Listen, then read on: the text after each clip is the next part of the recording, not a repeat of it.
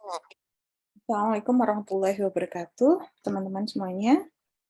Waalaikumsalam. Waalaikumsalam warahmatullahi wabarakatuh. Ya, sambil menunggu temannya yang lain, kita mulai saja ya untuk pertemuan hari ini. Minta tolong kameranya di-on-kan dulu sebentar untuk Bu Santi. Screenshot sebagai bukti kehadiran.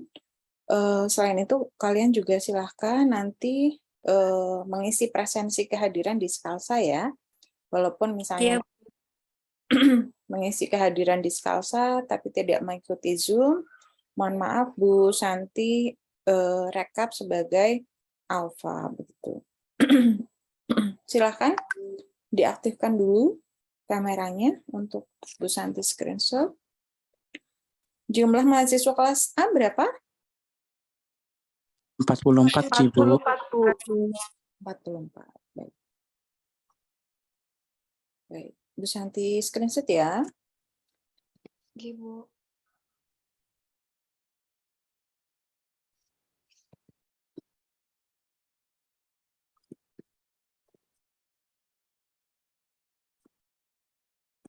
Oke, baik.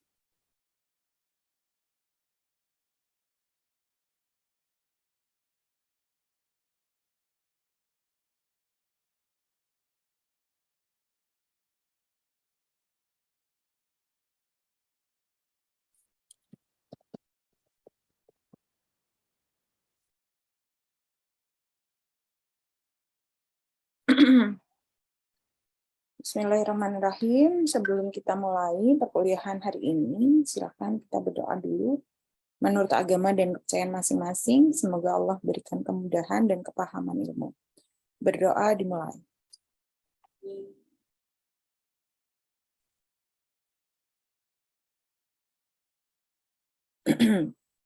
Selesai.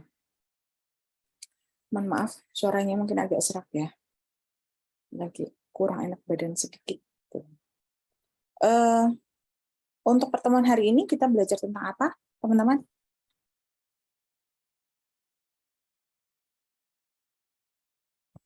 Materinya tentang apa? Belum ada yang buka RPP?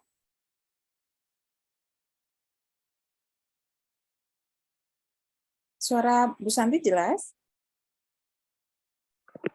Jelas, Bu. Oh, jelas. Sudah ada yang buka RPP? Materinya tentang apa?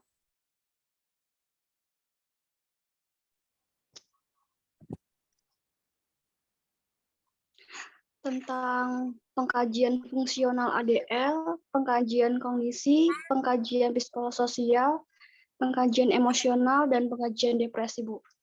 Ya, baik. Paling tidak sebelum kuliah buka dulu RPP-nya supaya tahu ya nanti belajar apa.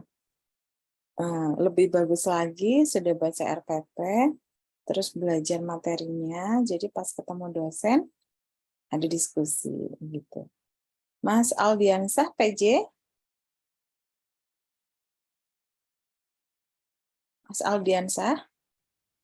Ji Bu, gimana? Oh ya, pengen kenal kan biar tahu Bu. kerjaan sama Aldiansah. Oh iya Aldiansah. Gitu. Terus saya sudah pernah ngajar kalian ya di semester berapa? Awal-awal ya? Iya Bu, semester 2 atau semester 4. Oke, siap. Ini langsung Bu Santi share screen ya. Kalau mau materinya silakan di-download, sudah ada di Skalsa. Bu Santi sudah upload juga. Baik, untuk pembelajaran hari ini kita mulai saja langsung. Sudah terlihat? Sudah, Bu. Sudah, Bu. Oke. Nanti saat Bu Santi menjelaskan, apabila ada yang ingin didiskusikan, bisa langsung interupsi untuk diskusi ya, dipersilahkan daripada nanti lupa begitu. Baik. Pertemuan hari ini yang pertama kita akan melakukan pengkajian atau pemeriksaan tentang ADL atau Activity of Daily Living ya. Apa itu Activity of Daily Living? Yaitu aktivitas sehari-hari ya dengan sekumpulan kegiatan yang dilakukan oleh lansia untuk memenuhi kebutuhan perawatan dirinya. Nah, aktivitas ini meliputi dari mandi, berpakaian, kemudian berpindah dari tempat tidur atau kursi, berjalan, menggunakan toilet, dan juga makan. Ya, ini sesuai dengan yang dijelaskan oleh Leknat tahun 2000. Seiring terjadinya penuaan, maka akan terjadi perubahan ataupun kemunduran dalam activity of daily living dari lansia sesuai dengan keadaan tubuh dan perubahan fisiologis.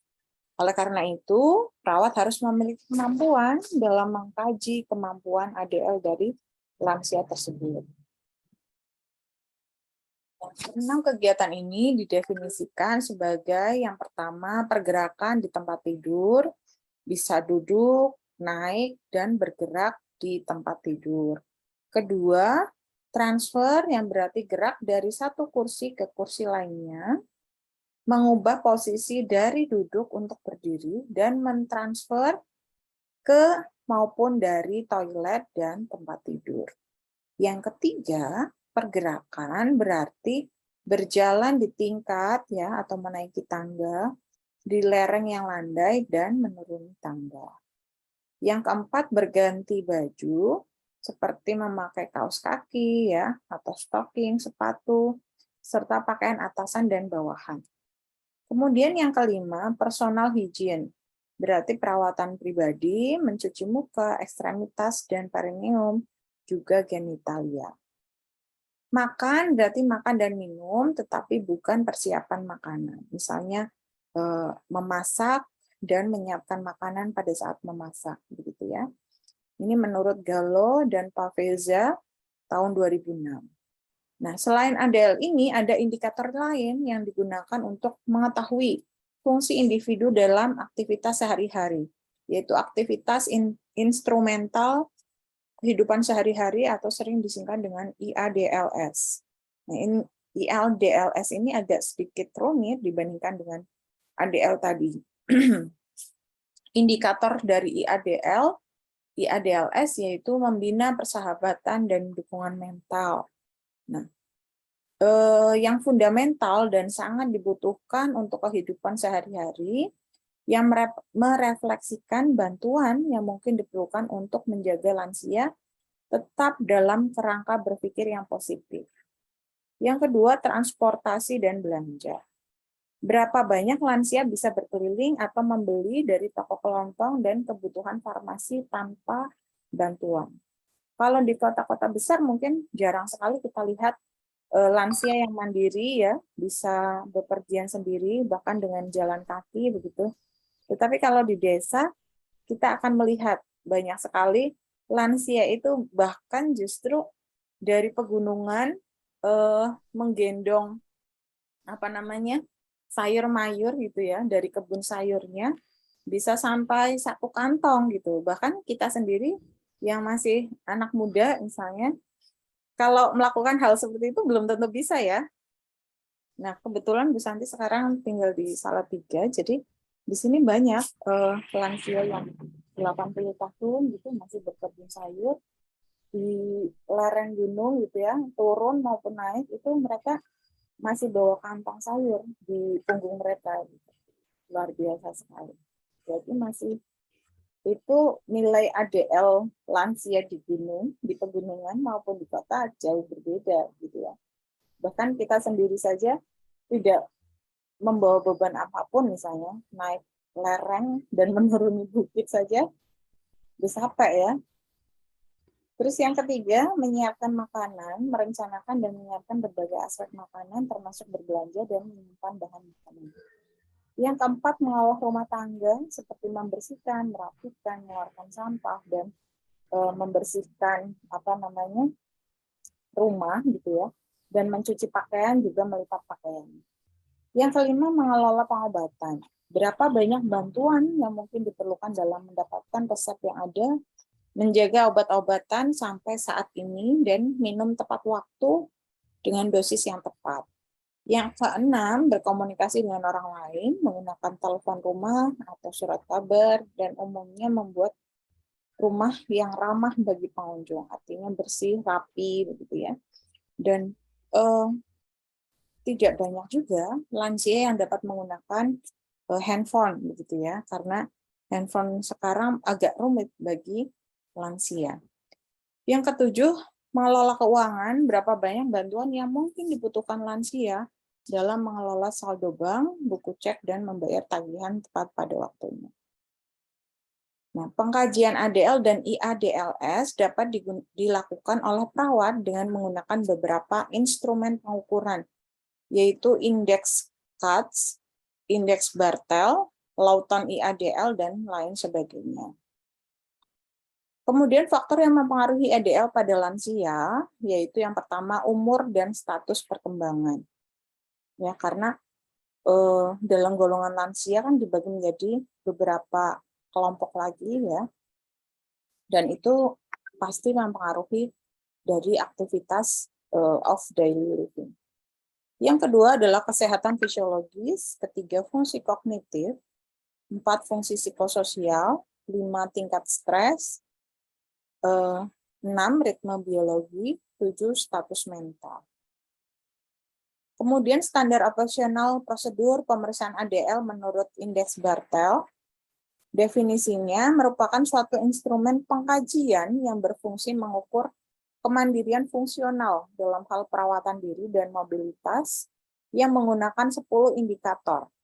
Nah, kalau indeks Bartel ini punya 10 indikator yang harus dipahami dan diingat-ingat. Karena tidak bisa lebih dari 10 ya, karena teorinya 10 memang. Yang pertama adalah makan atau feeding, kedua mandi atau bathing, perawatan diri, grooming, berpakaian dressing, buang air kecil bowel, buang air besar bladder, penggunaan toilet, transfer berpindah dari tempat tidur ke kursi dan sebaliknya, mobilitas dan naik turun tangga. Tujuannya adalah mengkaji kemampuan lansia dalam melakukan aktivitas daily living.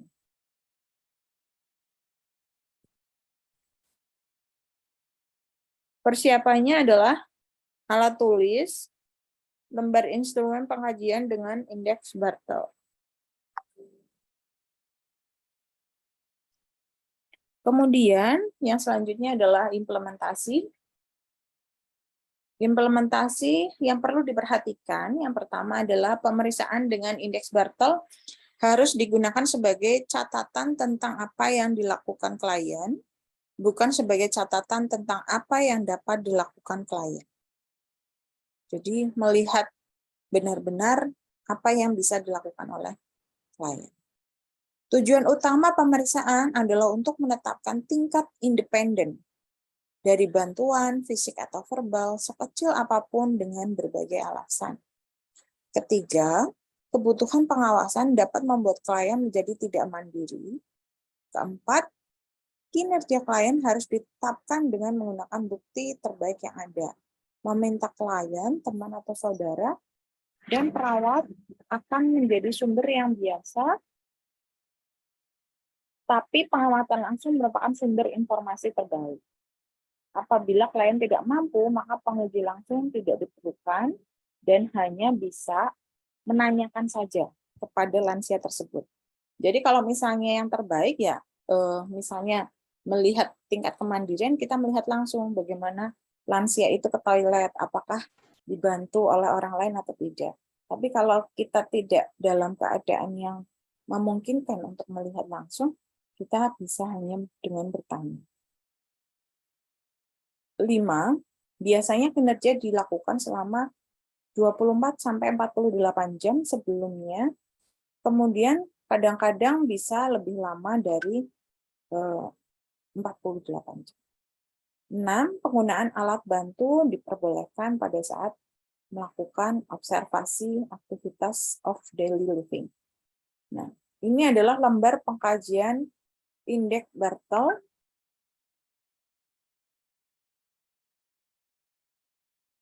Pengkajian indeks Bartel, yang pertama kita harus tulis nama klien, usia, jenis kelamin, dan sumber informasi. Sumber informasinya misalnya menanyakan langsung kepada lansia atau melihat secara objektif. Nah, yang pertama yaitu makan. kita perhatikan skornya. Karena skor ini yang akan menentukan keadaan kemandirian lansia ini pada tahap apa. Makan, kalau 0 nilainya berarti tidak mampu makan sendiri.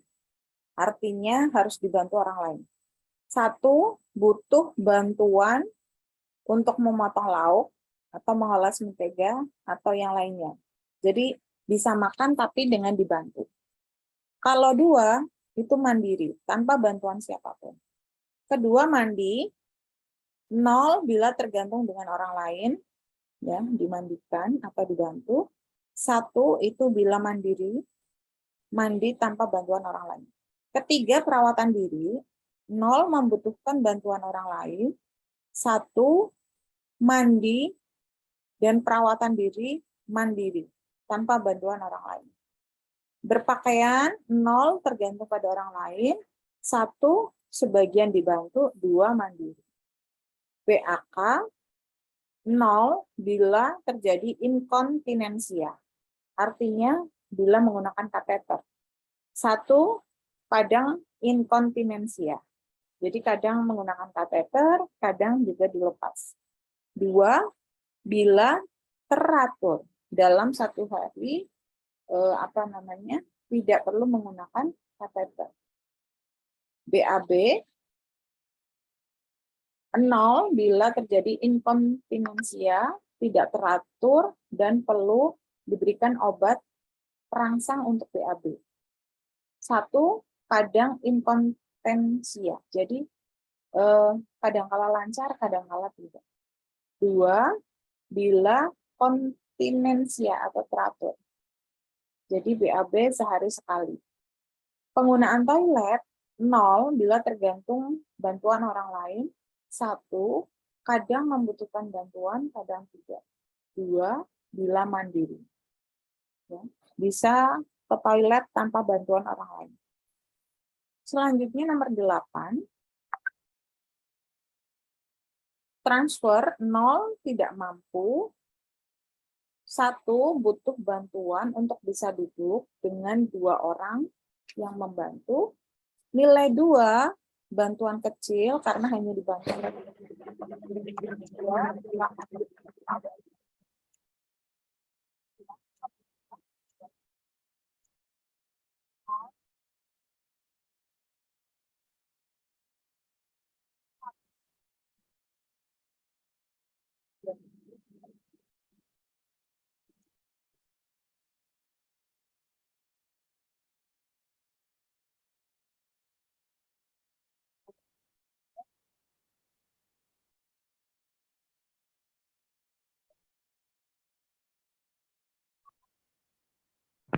Mohon maaf Ibu, suaranya nggak kedengeran. Ini sudah terdengar? Sudah Bu. Sudah, Bu. Oke. 0 bila tidak mampu, 1 membutuhkan bantuan, 2 mandiri. Jadi bisa naik turun tangga sendiri. Nah, setelah dari penilaian 10 tadi, ya, kemudian skornya kita jumlahkan. Nah, setelah skornya dijumlahkan, skor 20 artinya mandiri. Ya, lansia itu masih bisa melakukan activity of daily living sendiri tanpa bantuan orang lain. Kemudian skor 12 sampai 19 bila mengalami ketergantungan ringan, 9 sampai 11 ketergantungan sedang, 5 sampai 8 ketergantungan berat, 0 sampai 4 ketergantungan total. Karena immobile, jadi tidak mampu bergerak tanpa bantuan orang lain dan tanpa kursi roda, misalnya seperti itu. Kita lanjut pengkajian resiko jatuh. Nah, pengkajian resiko jatuh ada banyak macamnya, ada postural hipotensi dan yang lainnya. Nanti di bawah Bu Santi tambahkan juga materi yang lain. Nah, pada pengkajian resiko jatuh bisa dilakukan dengan pengkajian postural hipotensi dengan cara mengukur tekanan darah pasien dalam 3 posisi. posisi tidur, duduk, berdiri. Nah, bila terdapat penurunan tekanan darah lebih dari atau sama dengan 20 mm Hg, berarti beresiko adanya resiko jatuh. Selanjutnya adalah pola kognitif dan persepsi. Nah, identifikasi tingkat kerusakan intelektual dengan identifikasi bisa beberapa cara dilakukan penilaiannya. Nah, ini salah satu contohnya adalah dengan SPSMQ atau Short Portable Status Mental Questionnaire dengan memberikan 10 pertanyaan kepada lansia. Yang pertama, tanggal berapa hari ini? Kemudian hari apa sekarang ini? 3, apa nama tempat ini? 4, di mana alamat Anda? 5, berapa umur Anda? 6, kapan Anda lahir? Nah, minimal tahun terakhir lansianya lahir ya. 7, siapa Presiden Indonesia sekarang? 8, siapa Presiden Indonesia sebelumnya? 9, siapa nama ibu Anda? 10, kurangi 3 dari 20 dan tetap pengurangan 3 dari setiap angka baru dan semua secara menurun. Jadi misalnya 20 kurangi 3, 17, kemudian 17 kurangi 3, 14, 14 kurangi 3, 11.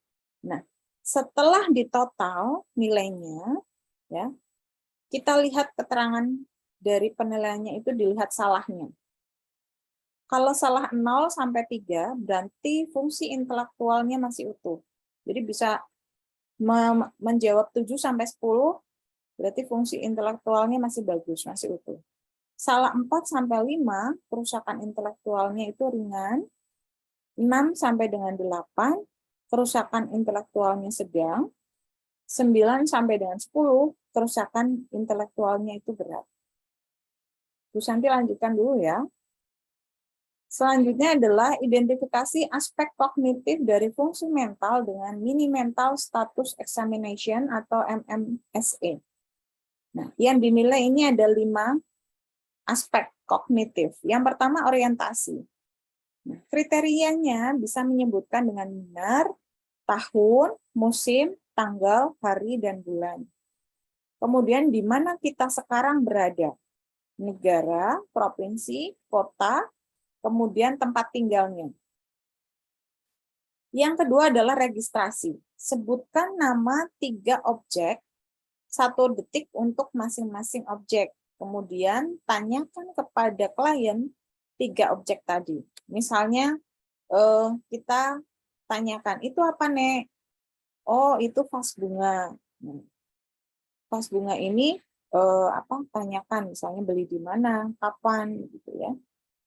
3, perhatian dan kalkulasi. Minta klien untuk memulai dari angka 100 mengurangi 7 sampai dengan 5 kali. 100 kurangi 7, 93. 93 kurangi 7, 86. 86 kurangi 7, 79.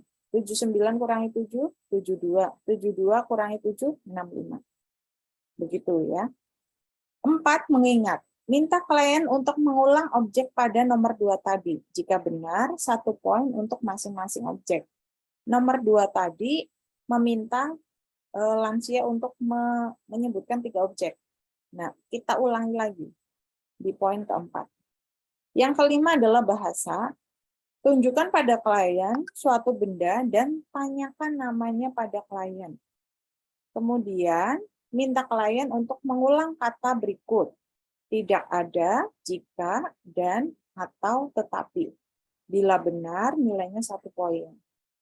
Selanjutnya, minta klien untuk mengikuti 3 langkah. Ya, mengambil kertas di tangan Anda, kemudian lipat menjadi 2, dan taruh di lantai. Keterangannya di sini untuk penilaian, lebih dari 23, berarti aspek kognitif dari fungsi mentalnya baik. Kalau kurang dari sama dengan 23, terdapat kerusakan aspek fungsi mental. Nah, selanjutnya adalah skala depresi pada geriatri atau lansia. Ada 15 pertanyaan. Yang pertama adalah, apakah Anda sebenarnya puas dengan kehidupan Anda? Ini pertanyaan tertutup, jadi jawabannya ya dan tidak. Ya. Kemudian, apakah Anda telah meninggalkan banyak kegiatan dan minat atau kesenangan Anda? 3, apakah Anda merasa kehidupan Anda kosong? 4, apakah Anda sering merasa bosan? 5, apakah Anda mempunyai semangat yang baik setiap saat? 6, apakah Anda takut bahwa sesuatu yang buruk akan terjadi pada Anda? 7, apakah Anda merasa bahagia untuk sebagian besar hidup Anda? 8, apakah Anda sering merasa tidak berdaya?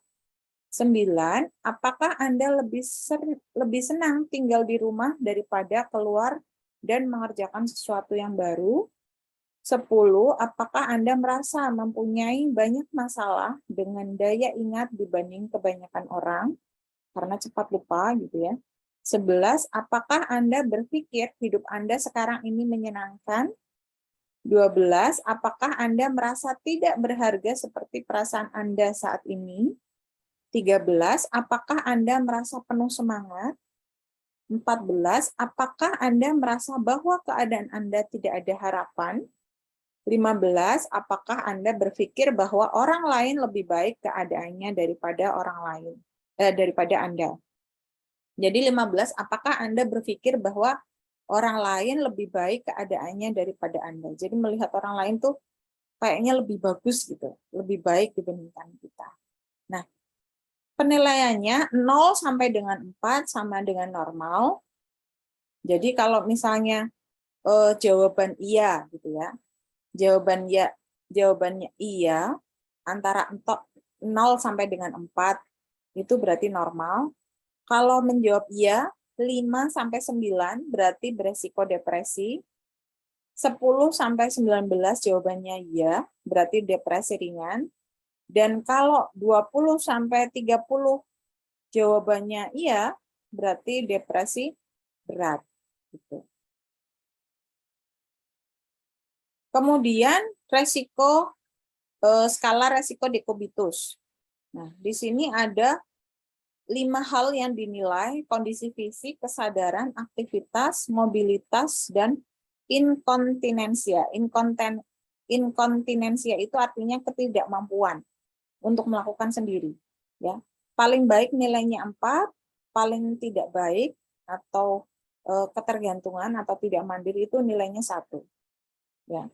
Yang dinilai kondisi fisik, kesadaran, aktivitas, mobilitas, inkontinensia.